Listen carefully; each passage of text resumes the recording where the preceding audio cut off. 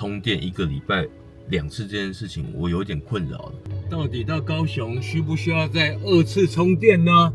超过80%之后，每分钟变15块钱的充电费，他突然加收我这个费用，我在台北市没遇过。我们到底要继续开我的 Model 3开到报废，还是要来换一下我们全新的 Model Y 换新版？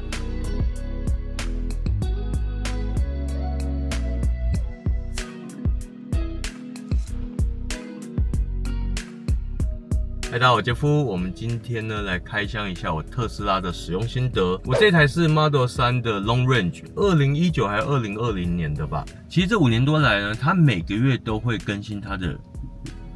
硬体或软体，很多的新功能，很多更方便的功能都是不用加价的。比方说，我打方向灯切换车道的时候，它一切完车道，它就会自己熄灭，因为它会用镜头去侦测，或者是说我打方向灯的时候，它会瞬间跳，假设我打左方向灯，它就跳左方向灯的画面。它会针对我们每一个人的使用习惯去做数据的分析、收集。这5年来，每个月都在做软体的更新，莫名其妙就会突然给你一些小确幸，给你一些新功能。当然不是所有的功能都用得到。那我也想知道说，我这一趟下了高雄，是不是要再次充电？我的电池到底下降多少？下去一次高雄，我的电费到底花了多少钱？我们到底要继续开我的 Model 3开到报废，还是要来换一下我们全新的 Model Y 换新版？喜欢我们还有记得帮我们按订阅分享，我们就立马开始。好，这5年来呢，比方说它增加了每个充电站还剩几个充电桩，被使用了几个还是全满的，它都会秀给我看，甚至呢，每一个充电站的浮动费率它都会秀给我看，甚至现场的照片长什么样子，这都是后来新加的功能，在5年前是没有的。甚至它增加了 Apple Music 或者是 YouTube Music， 然后 Spotify 本来就有，我可以调副驾的椅子前后，这也是新功能。然后甚至我可以设定到哪个位置，它可以设定那个位置的温度、充电。然后现在软体已经更新到 V12， 最新的，好像前2个礼拜才更新的。这台 Model 3的 Long Range 目前的公里数是115258，低于20%电力的时候，应该不超过10次，充到100%的次数应该只有2次内。有一个点是我比较想要分享的是说，其实我现在每个礼拜通勤，我发现为什么我明明可能还可以跑个400多公里。为什么我1个礼拜需要去充电桩充2次？我家是没有安装充电桩的，所以我这5年来，90%都是全超充。后来我突然想到一个点是，因为我都高于20%跟低于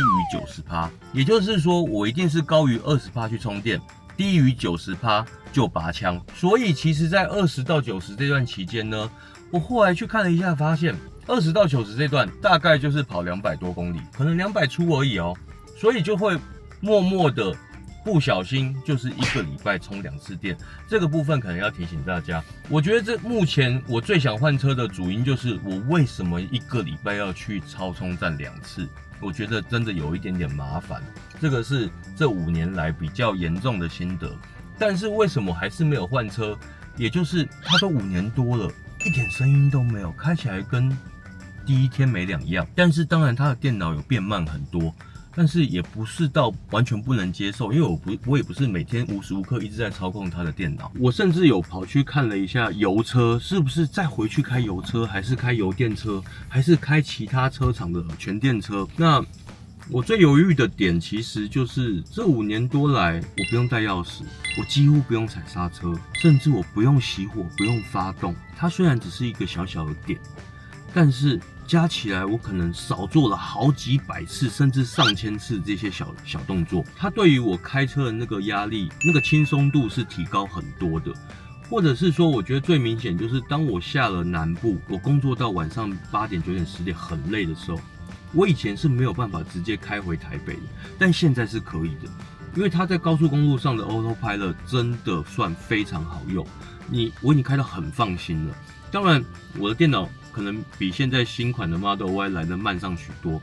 但是它并不会因为慢我 Autopilot 就不能用，或者是变得很危险，不会。再来就是我这5年多来根本没有所谓的保养，就是回去检查一下，比方说换过一支避震，我说为什么避震不用一次换2支？他就说我们原厂说明书有说只需要换1支，然后换完之后好开超多，真的好开超级多，然后又变得更安静。那它也不会有什么一般汽油车到这个年限可能有引擎角抖动的问题，当然这台车没有引擎，所以它整台车也不会抖。所以其实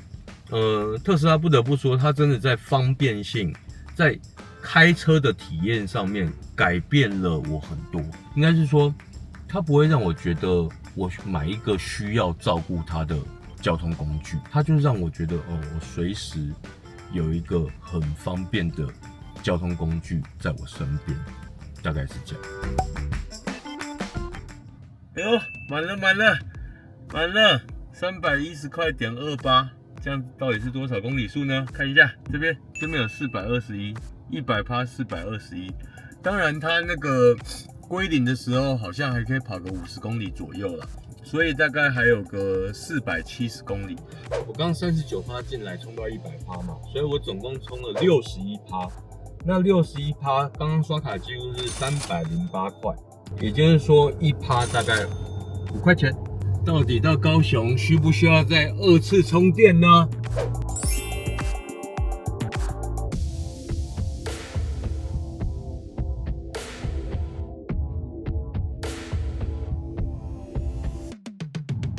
现在大概耗了11%到新竹，然后大家可以看一下这个地图，以前也没有这么多车，然后甚至有车踩刹车灯它都会亮，等一下给大家看一下，而且反应很快，看它一踩刹车灯马上就亮，它没踩就没有。那这个反应5年前的技术 ，come on， 这个软体是真的认真在更新的，只要一踩刹车灯它马上就亮，然后表示它有看到嘛。应该是说我看荧幕的时候，我会更确定说，车子是有看到的。那以前都没有秀，你也不知道它到底有没有看到。现在开高速公路，尤其是长途，以台湾的交通 ，Tesla 的 Autopilot 算应付的相当得体。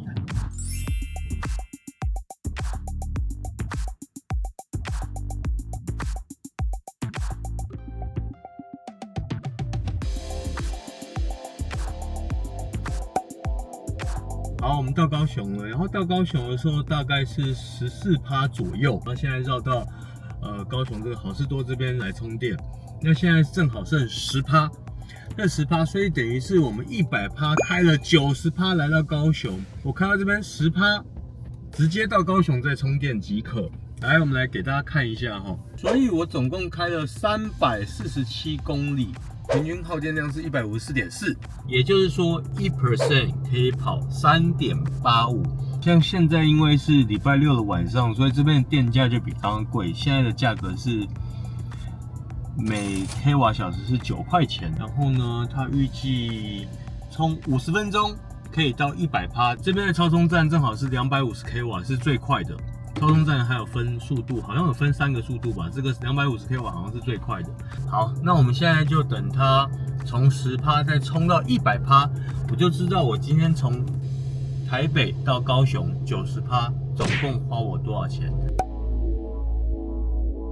结果呢，我们发生了一个事情，我明明设定我要冲到100%，因为我想要给大家看一下冲到100%，我总共今天花了多少充电费嘛。结果呢，它刚刚就显示说，超过80%之后，每分钟变15块钱的充电费。那它可能因为怕你占用超充太久，所以它刚刚突然跳了一个说什么我要增加一个什么奢充费还是什么，就表示说它只让我充到80%，所以原本是9块，它后来就变成每分钟15块在计价。那比方说我刚刚99到100的时候，它就显示说需要5分钟。那这一趴就很贵，他突然加收我这个费用，我在台北是没遇过。那如果你有算过，你每天是家用充电桩的话，1公里大概多少钱？如果有人算的话，可以让我知道，因为我等于是这5年多来家里没有装过充电桩，原因是因为我们那时候要装的时候，第一，因为我车买的早，很多社区是不给装的，或者是就还没有一个奠定一个社区的管理制度，或者是法规等等，那怎么计费，或者是加上那时候可能装充电桩的费用也比较贵。好，那这5年多来的115000多公里的心得，台北到高雄确实不用再次充电，真的很单纯的提升你的交通便利性，分享给各位。我昨天回到饭店的时候，就收到一封 Tesla 寄来的信，他说我只要充超过 80% 或者是充电完成的车辆，他有可能会收取每分钟最高15块钱的费用。也就是说，我昨天如果严格说起来，99%到100%要充5分钟的话，光这一趴可能就70-80块台币。因为我第一次这样做，所以他不会跟我收取，也就是警告一次的概念啦。那我在台北是没遇过，也有可能是最近才更新的功能，还是说真的是周末的尖峰时段，还是上下班的尖峰时段都有可能，因为我平常是没有遇到。再来，也就是说，我昨天从10%充到100%，总共90%的费用就是540块台币。那我们平均换算下来呢，我昨天跑的公里数1%大概就是6块台币，每公里大概会落在1.57块左右。如果你今天想要考虑换 Tesla 的朋友呢，你就去看一下你现在的车大概是跑多少公里。比方说最近很夯的 Honda Civic 小改款，它是号称它每公升油可以跑21公里嘛。那我刚刚帮大家算了一下，像 Honda Civic 来说，每公里大概就是1.3块，但是它有保养费。Tesla 是没有的。那是不是有其他的车，或者是说它每公升跑15公里的人，那它可能就稍微比我再贵一点。但是我获胜的部分就是目前政府有补助燃料牌照税到2030年，另外就是我几乎没有保养费存在。我觉得大家可以帮我多留言，给我一些意见，我到底要继续开这台 Tesla Model 3 Long Range， 还是换新款的 Model Y 换新版，还是换回油车，还是换油电，甚至 Honda Civic， 每台车都有每台车的好，只是我现在很习惯它的存在，甚至它真的给我带来很多方便性，当然它也有很不方便的地方，好吧？那今天这集 Tesla 的分享呢就到这边，我们就下期见咯，拜拜。